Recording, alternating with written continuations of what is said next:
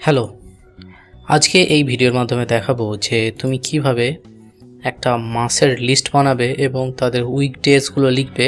বা তোমার যদি সেই মাসে যদি কোনো প্ল্যান থাকে তাহলে তুমি এক্সট্রা একটা কলাম বানিয়ে সেই কলামের মধ্যে প্রত্যেকটা দিন তুমি কি করছো বা তোমার এজেন্ডা কি, সেই ধরনের একটা জিনিস তৈরি করতে চাইলে তোমাকে ডেটগুলো এবং উইকডেজগুলো লিখতে হবে।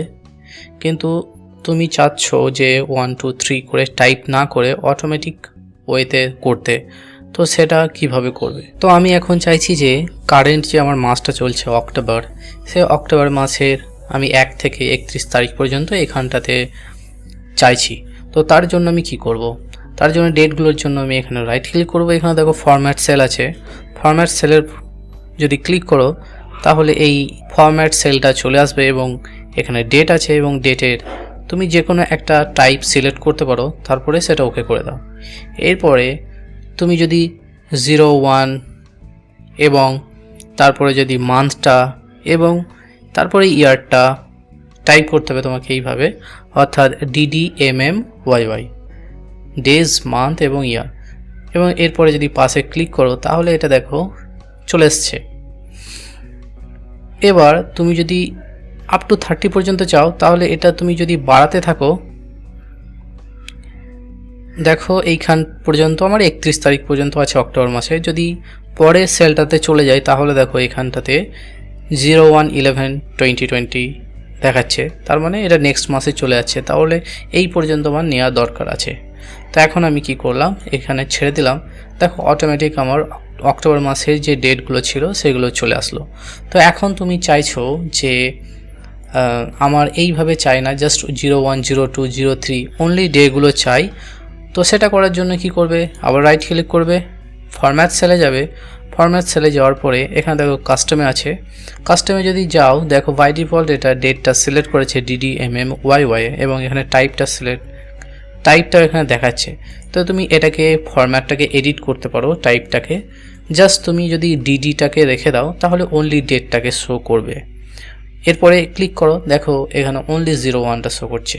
তুমি যদি এখন এখানটাতে প্লাস বাটনে ধরে যদি ডাবল ক্লিক করে দাও, দেখো সবগুলো অটোমেটিক চেঞ্জ হয়ে অনলি ডিগুলো দেখাচ্ছে। এবং কোনো যদি একটা ডেটকে তুমি দেখো সিলেক্ট করো তাহলে কিন্তু উপরে দেখো এক্স্যাক্টলি ডেটটা এখানে কিন্তু শো হচ্ছে। কিন্তু এই জায়গাতে আমরা দেখার সুবিধার জন্য 01 02 এইভাবে নিলাম। তারপর এখন এই জায়গাতে আমাদের সপ্তাহের কি বার সেটা যদি আমি দেখাতে চাই তাহলে সেটা কিভাবে দেখাবো? তো যার জন্য একটা ফর্মুলা আছে, ফর্মুলাটা হচ্ছে ইকুয়াল টু উইক ডে। দেখো এখানে চলে এসছে। এটা অটো কমপ্লিট করার জন্য তুমি ট্যাব প্রেস করো, কিবোর্ড থেকে ট্যাব প্রেস করলাম, তারপরে এখানে সিরিয়াল নাম্বার দিতে হবে এবং রিটার্ন টাইপ দিতে হবে। তো সিরিয়াল নাম্বারটা আমাদের দিতে হবে এবং রিটার্ন টাইপ সেটা অপশনাল। তো সিরিয়াল নাম্বারের জায়গায় তোমাকে এখন একটা ডেট সিলেক্ট করতে হবে। তো ডেটটা আমি সিলেক্ট করলাম, সিলেক্ট করার পরে আমি ব্র্যাকেট অফ করলাম, তারপরে এন্টার প্রেস করলাম। তো এখন দেখতে পাচ্ছ এই উইকডে ফাংশনটা প্রথম থেকে 7তম দিন পর্যন্ত 1 থেকে 7 পর্যন্ত ভ্যালু তোমাকে রিটার্ন করবে। তো অক্টোবর মাসের 1 তারিখ এটা দেখো 7 এসেছে। তার মানে কি, তুমি যদি ক্যালেন্ডারে যাও এবং ক্যালেন্ডারে গিয়ে যদি এই জায়গাতে যাও তাহলে দেখো 1 তারিখ ছিল স্যাটারডে। তো এই জন্য স্যাটারডে মানে 7 এবং সানডে মানে হচ্ছে 1। তুমি যদি এটা ধরে একটু নিচে নামাও তাহলে দেখো নিচে 1 চলে এসেছে। তাহলে বোঝা গেল যে সানডে 1 থেকে শুরু হচ্ছে এবং স্যাটারডে 7-এ গিয়ে শেষ হচ্ছে। তো যদি আমি এখন এটাকে এইভাবে রাখি তাহলে তো সেটা দেখার সুবিধা হচ্ছে না। তো এটাকে আমি সানডে মানডে এইভাবে দেখাতে চাই। তো তার জন্য তুমি আবার রাইট ক্লিক করবে, ফরম্যাট সেলে যাবে। ফরম্যাট সেলে যাওয়ার পরে এখানে আবার কাস্টমে সিলেক্ট করবে।